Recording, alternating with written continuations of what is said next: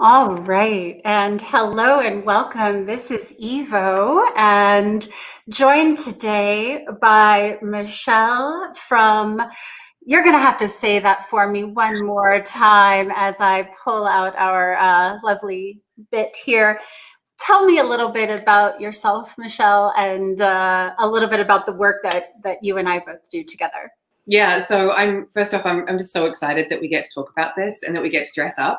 We get to drink cocktails. So fantastic. I'm a creative technology strategist. So I work with a lot of brands and with agencies to help them infuse new immersive technologies into their brand marketing mix.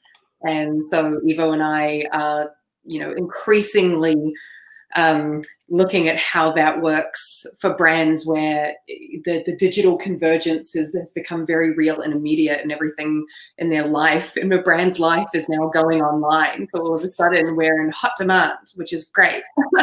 And today we have our cocktails with us because we're doing something different today. We're going to do a little virtual walkthrough of the catwalk video game, maybe. Video game. All right. So I'm going to be bringing up our subject of the day, and I'll leave us over to the side here having our cocktails as we play along. Now I'm going to play us through a little bit, and we're here to have this conversation with all of you. So feel free to jump in the comments.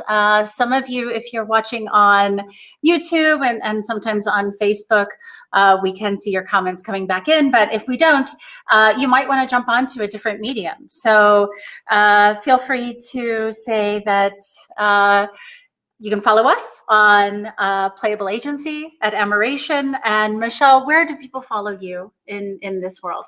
That's a good question. LinkedIn, Michelle Excel on LinkedIn. There's my name right there. That's probably the best place. Perfect. All right. So we're going to jump into the Balenciaga Afterworld. Now, this is a really interesting project, and it came across my desk a couple of days ago, the beginning of this week. I would say in conjunction with some of the things that we've seen from Unreal Engine. So it's going to take a second to load, as these things often do. And hopefully we will get to come into this world where it will be rezzed for us. Now, how much do you know about this project and how it came together? Oh, here we go.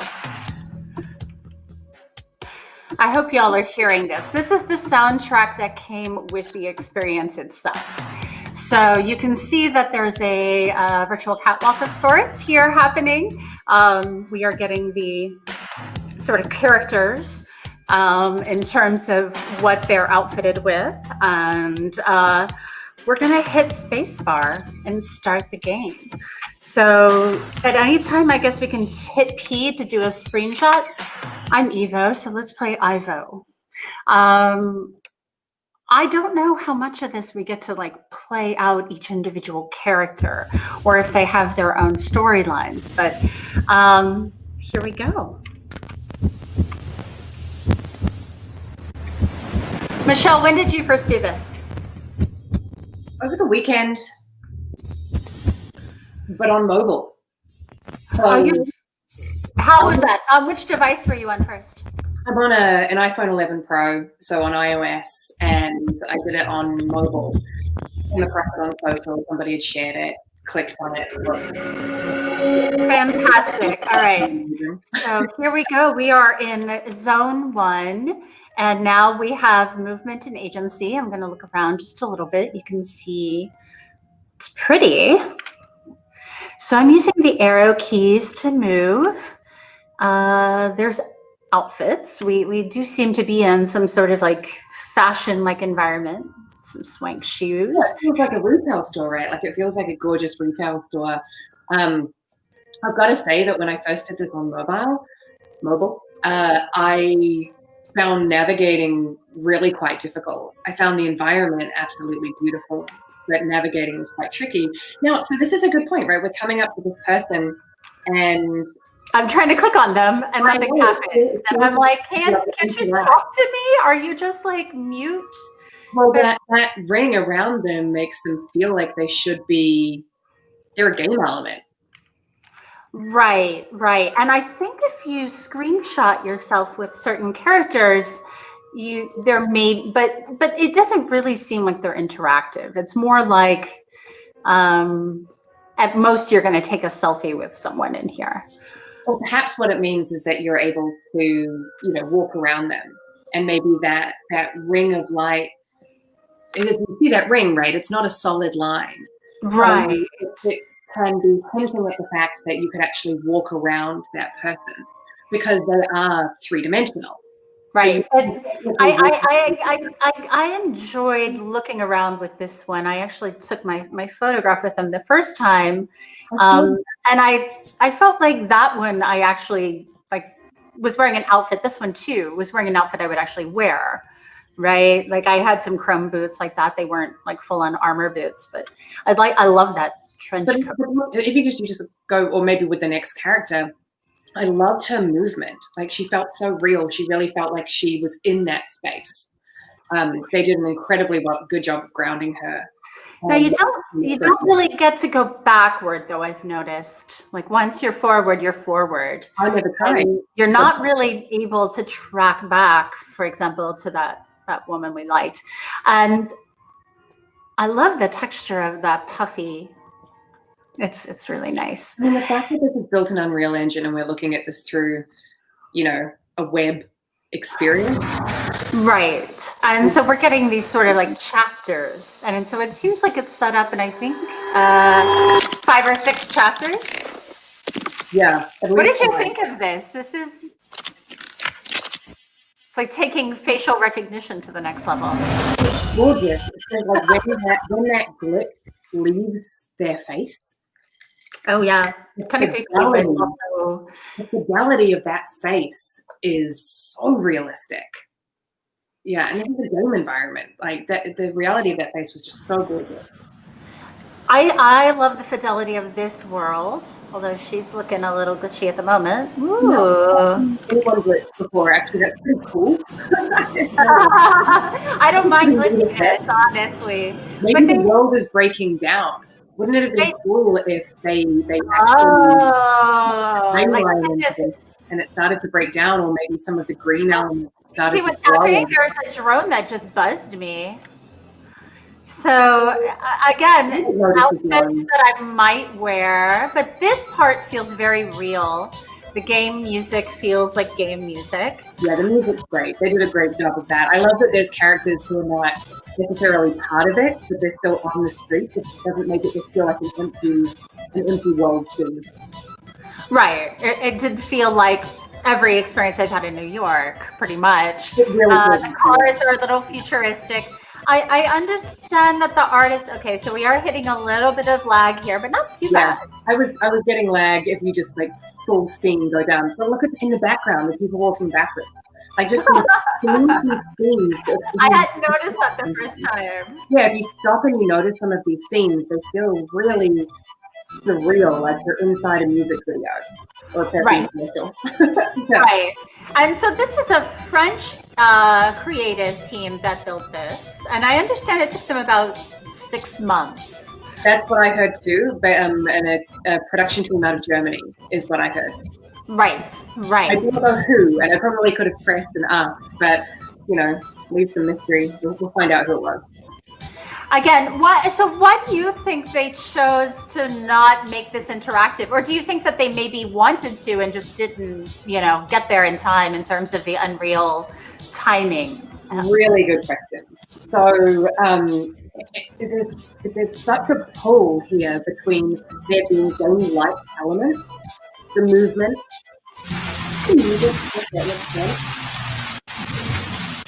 what we haven't spoken about is the countdown clock. I screenshotted this guy. I love this bus. Okay, this is one of my favorite parts. This here, where it bends. I tried to screenshot it. The screenshotting wasn't great because you really couldn't tell when it was screenshotting and where it was necessarily going. So the composition was a little bit lacking. I do wonder how much user-generated content they got out of this, which didn't necessarily need to be a KPI.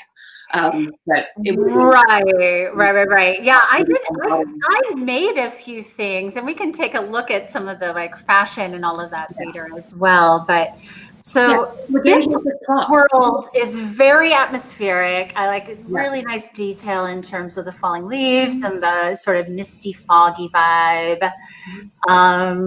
You get the sense that you're trying to maybe get out of your urban environment. There's a Japanese bar over here, which I totally wanted to go and hang out in. I have not. It says restricted, right? So I can't actually go over there and hang out. So anyway, I hadn't noticed that. I hadn't tried to go completely off the trail. Yeah, you get this restricted thing if you go out of bounds, basically. Which kind of bummed me out because I was wanting to go and hang out at the Japanese bar and do some people watching. So this is definitely one of the things that you mentioned. So you asked about the lack of interactivity, or do you think it was do you think it was a limitation of time in the production schedule, or do you think it was intentional? I kept playing this, going through this, waiting for the game element. And I saw a lot of comments as well where people were questioning what the game element was. Right. You will notice that there is a countdown clock when we're back out in the normal world, when we're following that path. Right. And I assume you got to get to that party by the time, is that the game? By the time the clock goes down. Again, music. Fantastic here. I'm loving the music in this.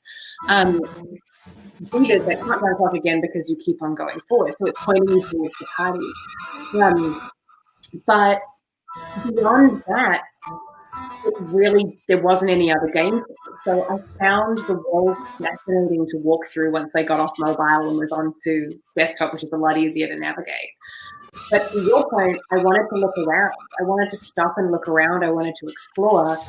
But this clock was sort of driving me forward, and so was the illuminated path. Right. So that's where I wanted to take a little more time and can you interact with any of these folks? No, not really. I haven't heard anything. It would have been great if there were Easter eggs in it. So I think there's definitely a pull here between getting through the world and making it into a game. And that was probably one of the objectives, was to make it feel like a game. Right. So it really helps with that. Having a goal, and right. So you have a task, so you know where to go, and you kind of start to master the controls. But you want to stop and look around this lush world. Right, and like I want to hang out at the rave longer, so I'm going to try and engineer our experience in here to hang out at the rave longer. But like I was telling you earlier, when I was in here, I was trying to set up the green screen so that we could sit here and have our cocktails and do all that. And my usual OBS and green screen wasn't working with this because it kept crashing. Oh. So it's very processor heavy. So a lot of people aren't necessarily running this very well. I don't know if you've seen that, but. Well, the only time I've ever noticed any performance issues, and granted I'm on incredibly good Wi-Fi, we're on fiber, but the only time I ever noticed performance issues was if I was full steam ahead, racing forward, and I was near the end of a chapter, like I was near the end of a zone.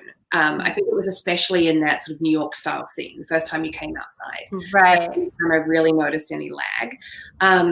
But I actually have to say that I found it very processor friendly, because right now I am on an insanely old MacBook Air. And I've played it on this MacBook Air. I've played it on my, very, very light Lenovo laptop PC. Lenovo Yoga, which is not a performance machine in any way, shape, or form, right? I've also played it on my phone. Granted, it's an iPhone 11 Pro, but it's So I'm gonna try and stay here and in the next scene as much as possible, because I mean, this is where we leave the city, and it's got that really nice kind of like, it could be so many different cities. Like some of it felt like New York, but some of it felt European. I don't know if it was modeled on Berlin or Paris or New York, or kind of a mix of all three, but. Well, we can take a look at a little bit of the production details later and see where it might have been shot, because we're looking at a virtual production where these models, in this case, would have been produced with a mix of virtual production tools in terms of like volumetric or holographic capture tools, and straight up post-production as well. Oh yeah, redressing them perhaps. I mean, these ones are a lot more interactive, as you can tell, than any of the other ones have been in the experience, except maybe that woman that we remarked on, you know, when we first entered the retail space at the beginning. Right. To her. And these folks are dressed a little more like people I've met at raves in the woods. So I felt like I understood these characters. Like I went to a rave in the woods. I was probably about 14 years old. So yeah, not how I was dressed back then. I have worn funny outfits and gone to raves. This is where the rabbit comes in as well. I was really curious about the rabbit because I've played this a few times. I've gone through this a few times, and it doesn't let you click on it either. It's not interactive, right? Not as far as I'm aware. I'm spilling my cocktail everywhere. Yeah. That's okay. It's Friday. You're supposed to spill your cocktail. I actually have like a on ice extra cocktail. So I love this environment personally. Like I wanted to hang out in it. I don't know why the lights are doing that thing. Like, is there a helicopter looking for the rave? Like, what's happening? But the water over a dome. It's almost like there's a luminescent field above them. Yeah. Right. Well, here's that restricted area again. Incredibly bright. Yeah. Yeah, it's beautiful lighting and unreal, and it really does show that off. Again, here's an outfit that I would consider wearing, but have also like I've seen a lot of people. The heels don't work in the woods, but you know, the lighting's also a little bit off, right? Because they're now in the dark, and an ambient light source. They haven't been relit for a woodsy environment, so it looks a little odd. But honestly, like this was my favorite of the environments. Just from I want to hang out in here, and I can try and spend as much time in here as possible. I'll say there we go. There's the rave. It's like taking control now. So I'm not going to have any control. I'm going to have my drink.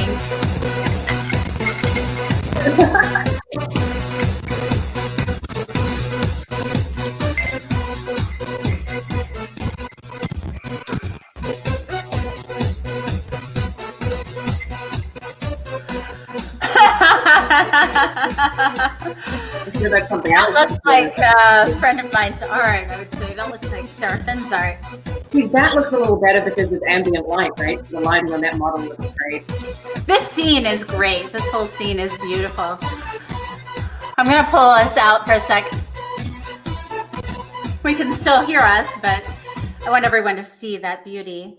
It's a really gorgeous moment. I wish the rave lasted longer. Like that was the one thing I found was like, I wanted us to stay in the rave as much as possible. I'm enamored with the forest. I think this part works really well. Mm-hmm. Like just the way the water glows. Like I've been to ravey forest gatherings like this with folks dressed like this at about 3 a.m. With all sorts of weird lighting. So that part, it is obviously like there's some sort of strange, weird lighting going on, but this feels pretty like normal, like legit to me. This dress as well, I was like, oh crap, I have a dress like that. And I used to have those boots. This poor person looks really K-holed out or something. I don't know what's wrong with them, but They feel like they've been maybe dancing a little too long. Yeah, they're a bit zombified at this point. That's definitely what it felt like. It's like, oh, these people are on the heavy drugs, which, you know, that's probably authentic. It's interesting that they chose that they chose this sort of rave in the woods as their catwalk. I don't know. I liked that part of the design process in terms of like. It is also meant to replicate a catwalk.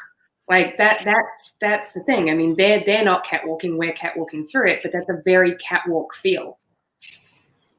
Yeah, and the nightclub or the rave is a form of catwalk. Like it's where we tend to, you know. I don't wear a puffy enough. Like this. Oh, no, I sweat too much for it to be considered a catwalk. This one cracks me up so much. It's not just the armor legs, which, you know, but it's the puffy NASA jacket. Oh yeah, that's been getting a lot of chatter.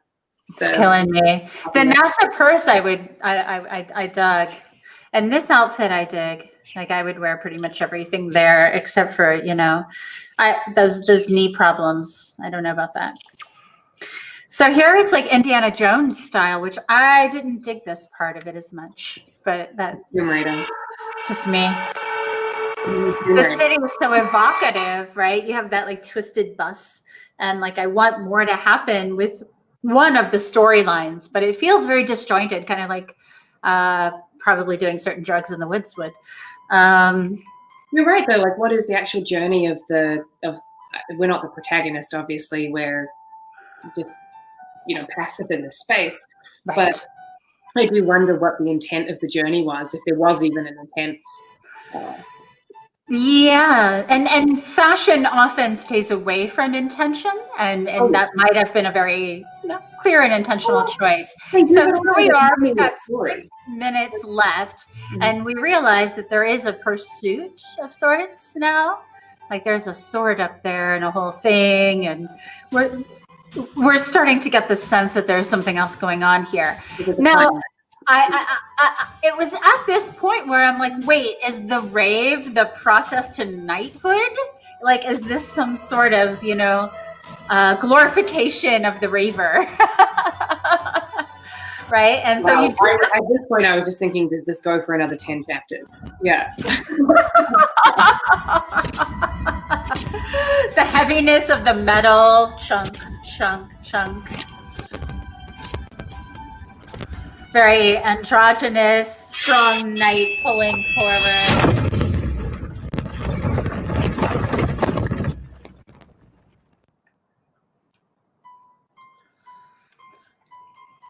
All right. So again, I'm like, can I see anywhere? But no, you really get nothing at all. You have to go. 6 minutes left in this. I thought this was the end. Oh, it's 6 minutes that we have left. It's not 6 minutes. It gives you 20 minutes to, you know, finish the journey. Oh, that's lovely coming back outside at sunrise. Yeah. I did this fire on the PC, so on my phone it wasn't great, but the lighting and the ray tracing. It's an experience. Yeah. Again, these are outfits of people I've pretty much seen at gatherings in beautiful places like this. So this felt very authentic. Again, I wanted to stop and talk to these folks, but then you realize that there's a timer on you. So you're real. It's a little bit of a strange construct. Those are also not my favorite shoes. I don't understand the shoes, but freedom and high heels don't go together for me. Sunrise does, you know, with the color of the high heels. Yeah. Yeah. I mean, I've walked many a mile in some high heels, but yeah. Okay, so here we got a little bit of a res problem, but it's doing okay. All right, let's pull us back into it here. So for those of you watching the stream, if you have any questions for Michelle and I, we're going to pull up a little bit of more of the agency perspective and some of the PR around this next. But we wanted you to at least get a sense of what the experience looks like for those of you who hadn't had a chance to do it yet. Cheers to the knight who has unearthed the sword. She slays.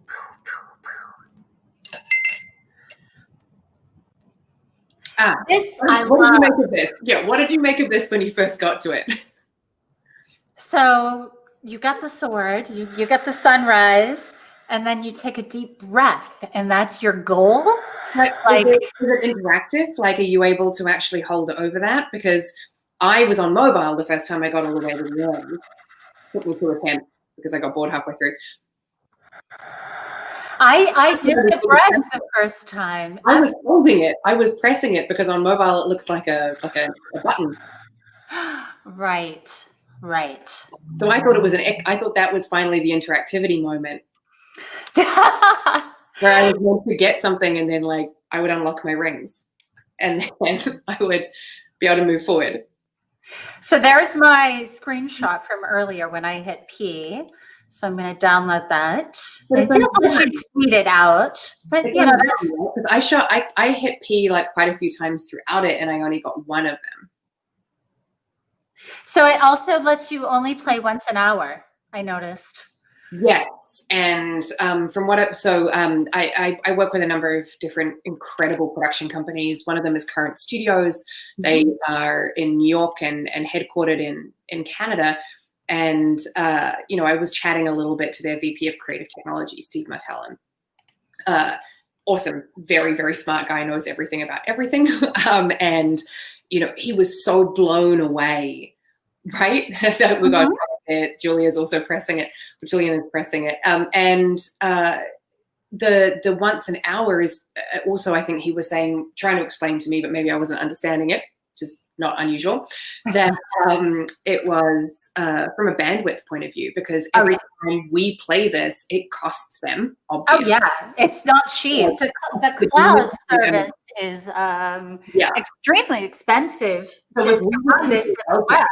Yeah, so if we were keeping it open, and maybe that's also part of the time restriction, right? Because then they can predict the session time. That's exactly why they put the time restriction on there.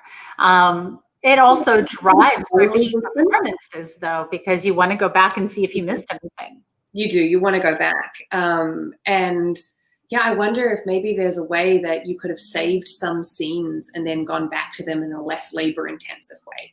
By that, I mean, you know, I want to go back and check out. I mean, yes, there's the lookbook, so you could go back and check out the specific outfits. And you can stay in the lookbook, by the way. You just can't necessarily do the game.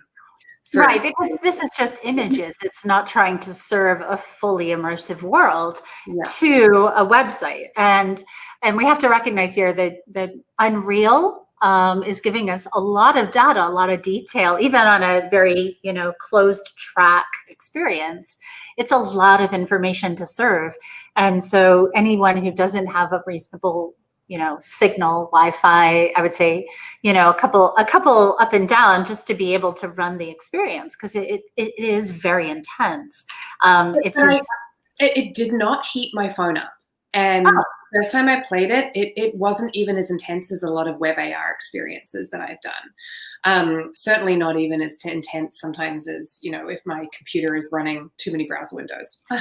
Now, I wonder if that's because the data is all on the cloud and not necessarily stored on your device. Exactly. And I think that they have done an incredible job, and not just I think, like, again, Steve, who kind of has a lot of the ability to break down a lot of the stuff and look for what was incredible about it. This is an incredibly technically savvy, structurally web project. Well, and it's using Unreal to do photorealism that has been generally elusive, especially on the web. I mean, we've seen this level of detail in a few video games, but not many. And honestly, Unreal has been just making leaps and bounds in terms of virtual production and virtual beings. And so you can imagine these models this year being virtual beings next year. And I think it's only a matter of time before this happens to be a more interactive experience. You know, 2020 is a great year to experiment with with modalities and new types of media. And this is a really interesting experiment. I really did want it to be interactive, but the artist, as I understand, spent 6 months on the experience itself. So, I mean, for the quality of all of these scans, we're talking about 40 plus here on the catwalk. And then using this lookbook as this other form of a catwalk is really clever. I mean, I found it really easy to explore, and I enjoyed this a lot more than anything that I've seen in the other, fashion space.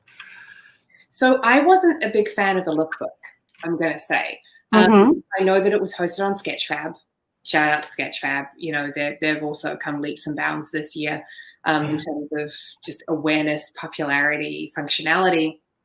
But I first experienced it on mobile, again, got to say.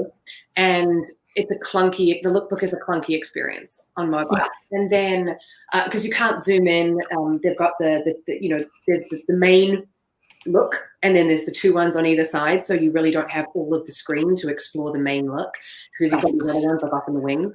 And I wasn't even on desktop. If you go, I don't know if you can go back to the lookbook, you're not able to zoom in on any part of the model. So in e-commerce how you can go to like hyper zoom on any app or any website that's worth its weight in fashion.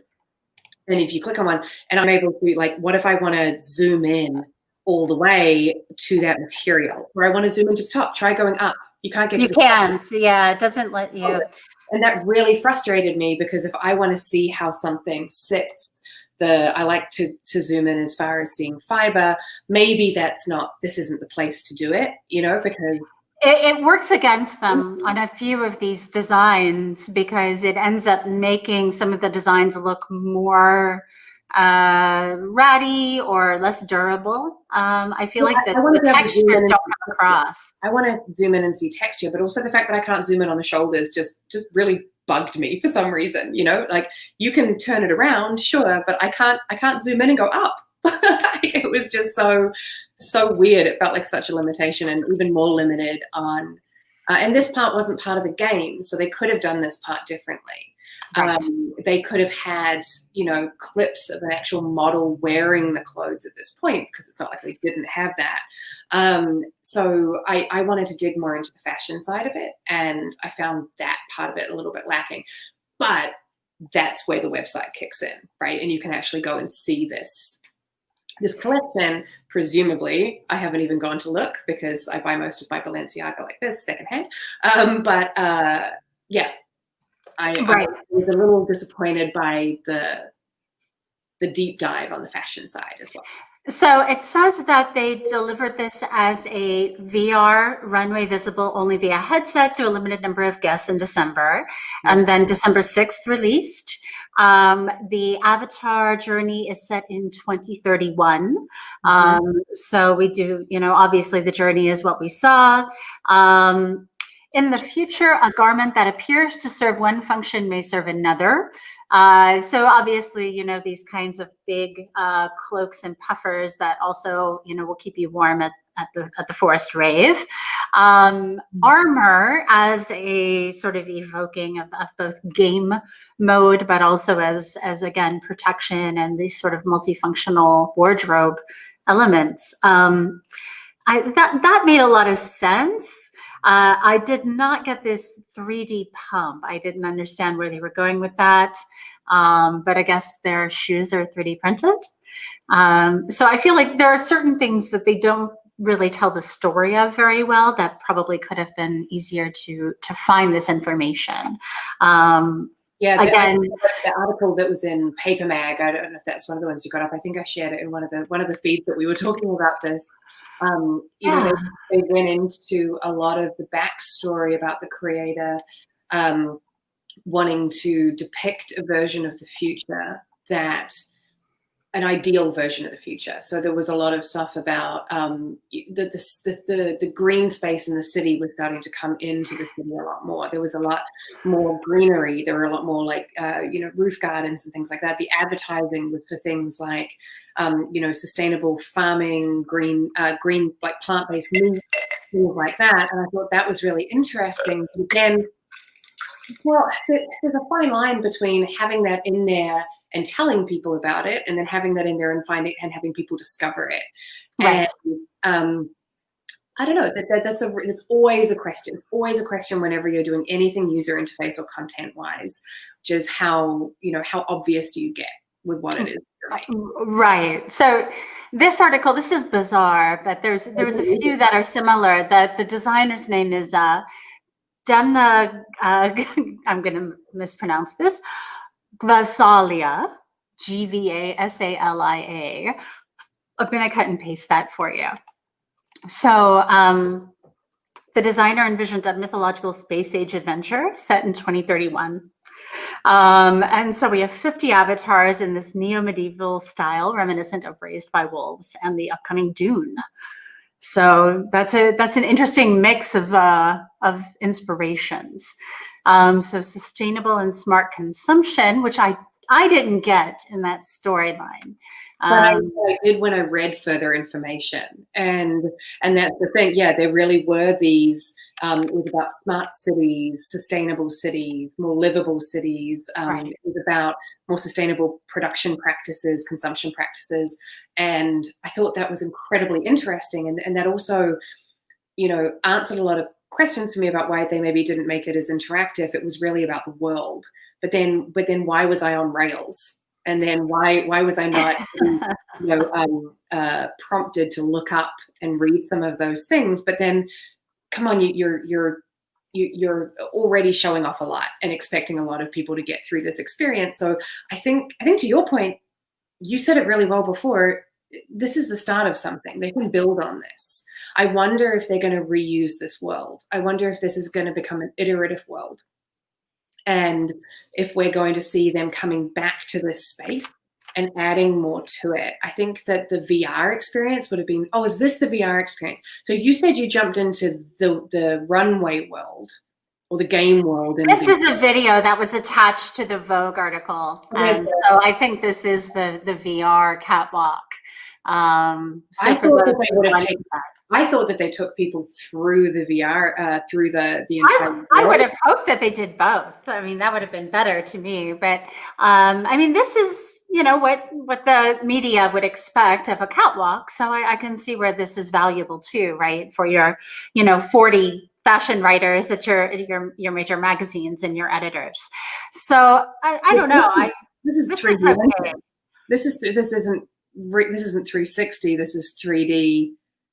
Mm-hmm. And this is just a video that was on the Vogue article. But I do think that we're going to see a lot more of these campaigns. I love the scans. I think they did a fantastic job with, all of this detail and the movement, the renders, the compression. This is beautiful work. Quality technically is outstanding.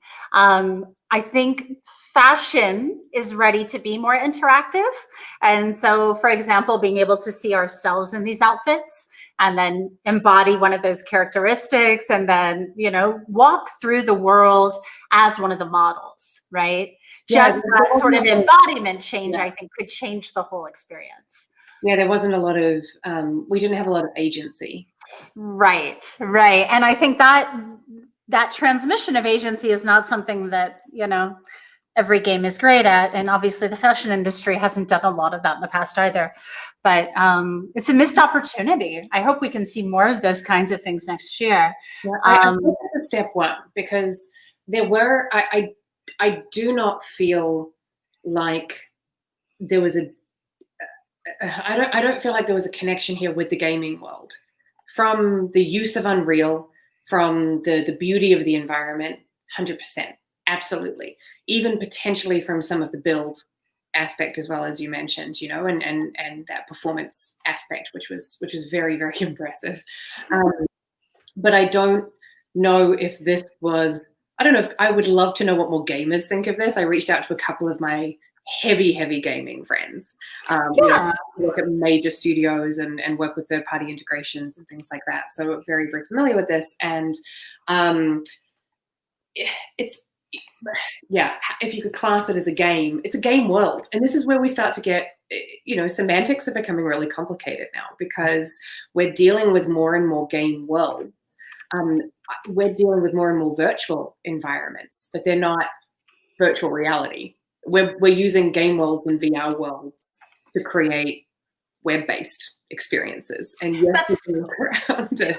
And your mileage may vary if this works for you or not. Like if you care about fashion, this probably works for you, and if you don't care about fashion, it probably doesn't because it doesn't give you anything else. Have you taken a look at like Complex Land or any of the other more immersive game spaces? Because I have that up on another window, and so this Monday or Tuesday, it probably was Monday, I got onto a client call and I started it by saying I've been in 3 virtual worlds this morning. So I spent half an hour in Balenciaga. I'd been at Lens Fest, at Snapchat Lens Fest, and then I'd been at Complex Land, and then it was 9 o'clock in the morning, and I had my first client call, and I'd spent almost 3 hours in these other worlds.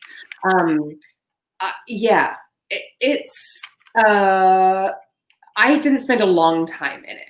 I have to say that first off, I found the content quality, if you actually watch the live streams, I know that's not what we're talking about and dissecting right now, it was phenomenal. They did this one segment on where the young artists are getting ripped off, manipulated, used, and it was just such powerful content. It was really amazing. So go and watch some of this content. If anyone is watching this, please go and watch some of the daily recaps from Complex Land, because the content there, some of it was just phenomenal, just really insightful, really honest, brutally honest, really, really good.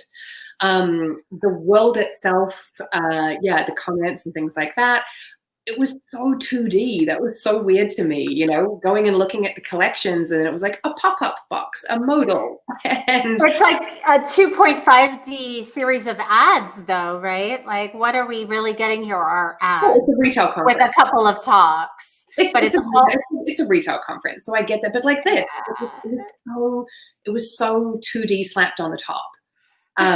It felt really weird for me. But then also I haven't been like on the sneaker freaker sort of, angle since I left, Australia many years ago and stopped getting sneakers tattooed on me and buying them. But I used to be in that world a little bit more. And I think I would have been well into it. I would have known the names. I would have anticipated this. This would have been a cool way for me to experience it. Me coming in separately outside of the passion area. It's not one of my passion areas anymore. I found it frustrating that everything was like 2D in a shop.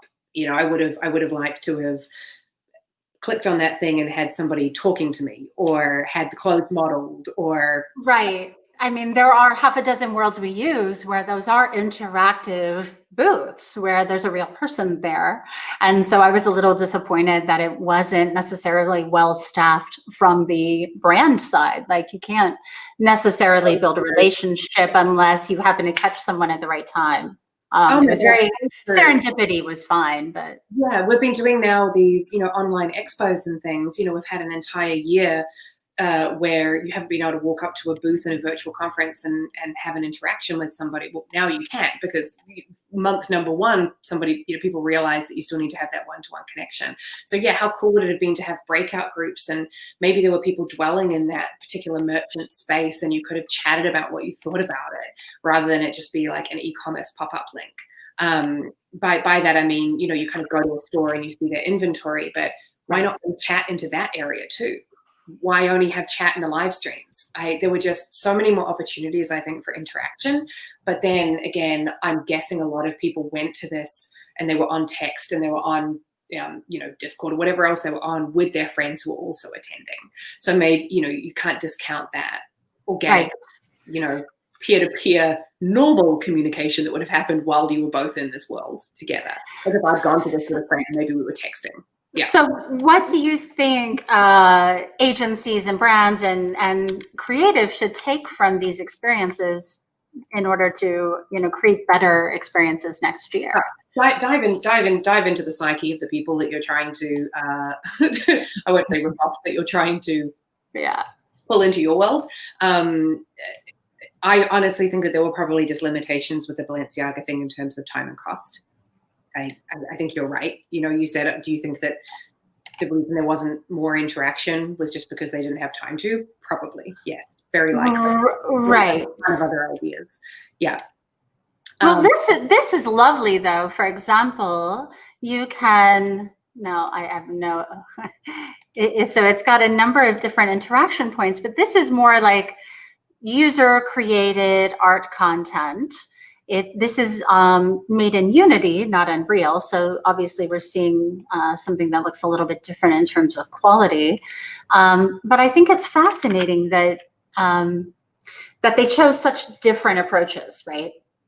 One is extremely interactive and one is not interactive at all. Well, one's a conference and one's intended to be more of a, have a couple of stems and for a while, but but complex. One thing I loved about Complex Land, besides the content, the live stream content, which I thought was fantastic programming, but that ticker tape. I love the ticker tape across the top of the screen because you could link you into all of these places. Oh my God, so helpful. So they had multiple ways of navigating. I really appreciated that. Also, if you did, I can't remember what it was, but I was like double clicking my avatar or whatever, and it was doing backflips and things, which I thought was funny. But what I wanted to do was jump up on top of things. So I wanted to be able to get on top of the buildings. And then maybe you could have switched to like a point of view cam. How cool would that have been? That would have been a little bit more gamer, where you could have switched to point of view, and then as you were running, you were like seeing in 3D, but more Balenciaga style. Right. So you do have this map, you have this schedule, which I liked. You can, go to the stage, maybe catch up with somebody you want to see. I don't feel like I got much out of this. I think if I were looking for, I don't know, maybe I'm not the target market for this, perhaps. But I know, yeah.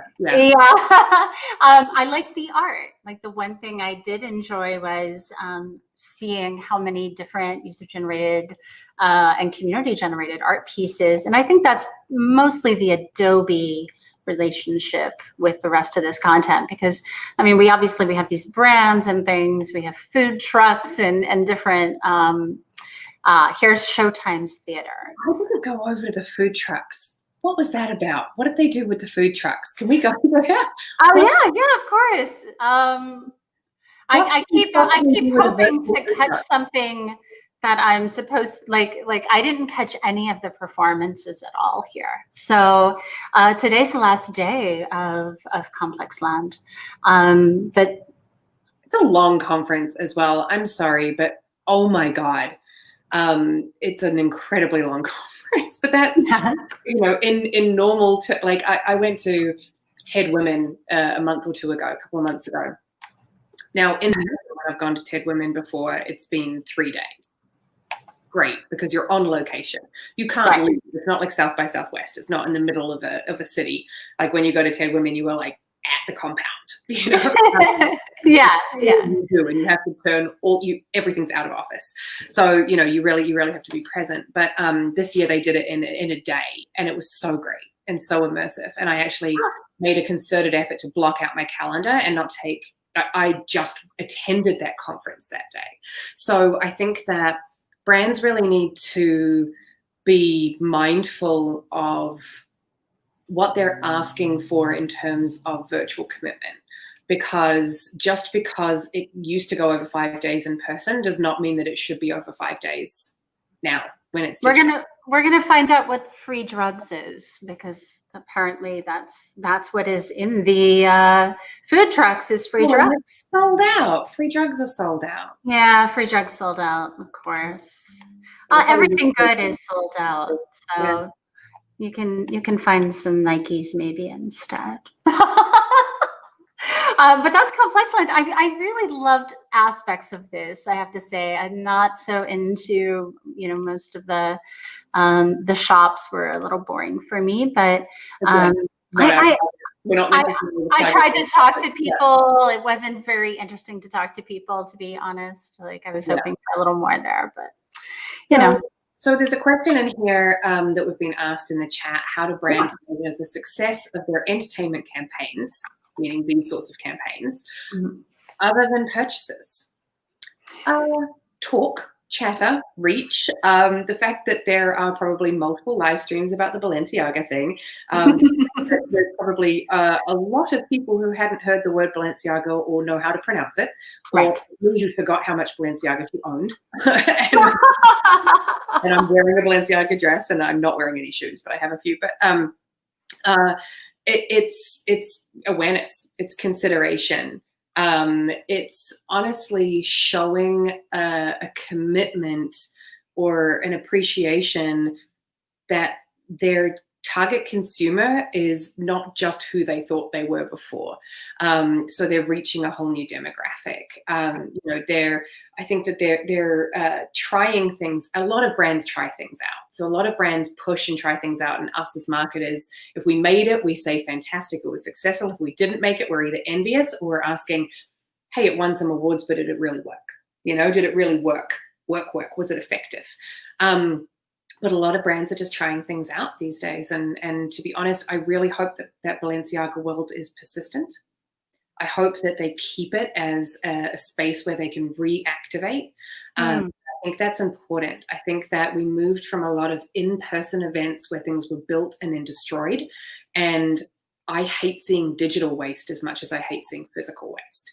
And so I really hope that as brands are building these things, Balenciaga, perhaps Complex Land as well, that they do not throw these spaces away, but that they keep them and grow them, because it takes a huge amount of effort and blood, sweat, and tears and money to build these environments. And you can now bring people back to them.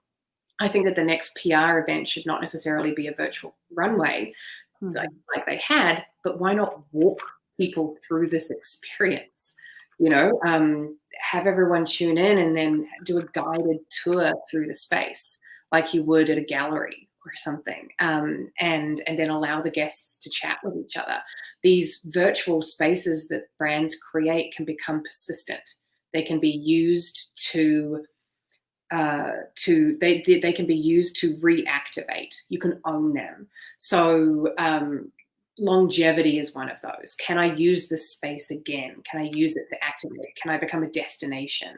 I own it. I'm not on Facebook. I'm not on Fortnite. I'm not somewhere else. This is a space that brands themselves own.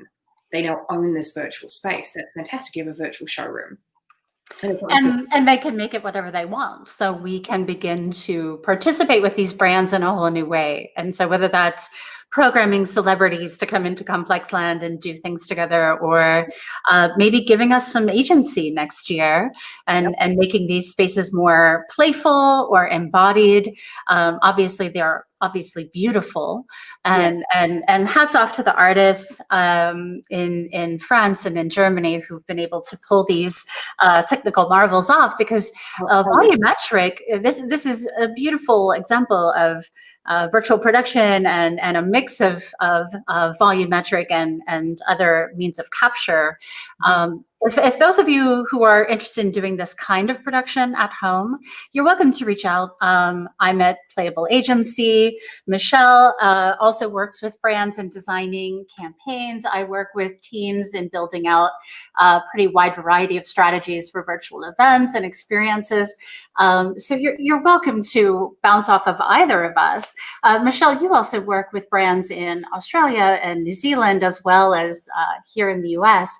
Do you want to talk a little bit about how you go through the process of designing a campaign like this?